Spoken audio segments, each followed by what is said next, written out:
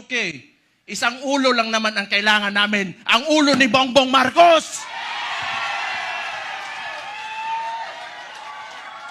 Sinusuri na ng NBI ang kontrobersyal na pahayag ni Davao City Mayor Baste Duterte laban sa Pangulo. Matatandaan sa paglulunsad ng kanilang Rage Coalition.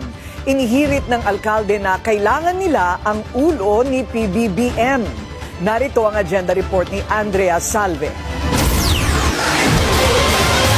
Hindi limitado kay Davao City Mayor Baste Duterte ang investigasyon ng NBI laban sa mga magbabanta sa Pangulo, sa First Family at sa iba pang opisyal ng gobyerno. Yan ang nilinaw ni NBI Director Attorney Melvin Matibag kasunod ng mga ulat na sinisilip na ng ahensya ang naunang pahayag ng alkalde laban kay PBBM. Isang ulo lang naman ang kailangan namin. Ang ulo ni Bongbong Marcos!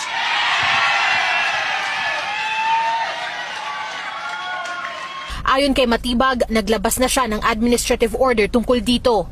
It so happened na nung lumabas yan, it's also the same time that si Mayor Baste has a statement doon sa isang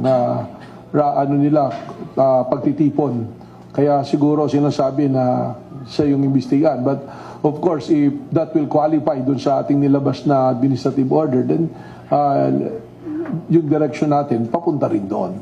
Dagdag ni Matibag, ilang social media personalities na rin ang kanilang natukoy na umano'y nagpapasimula ng mga banta laban sa Pangulo at sa iba pang opisyal. Noong nakaraang linggo, sinabi ng Malacanang na hindi na kailangan ng bukod na utos para mag-imbestiga ang NBI dahil mandato nila ito. Kasunod din niya ng pagbunyag ng alleged bagman na si Ramil Madriaga, ang key witness sa VP Sara impeachment proceedings tungkol sa umano'y assassination plot laban kay PBBM. Ayon sa palasyo, hindi na bago ang mga pagbabanta dahil una na rin daw itong ginawa ng pangalawang Pangulo mismo. At isa rin ito sa pinag-ugatan ng impeachment complaints laban sa bise. Para sa agenda,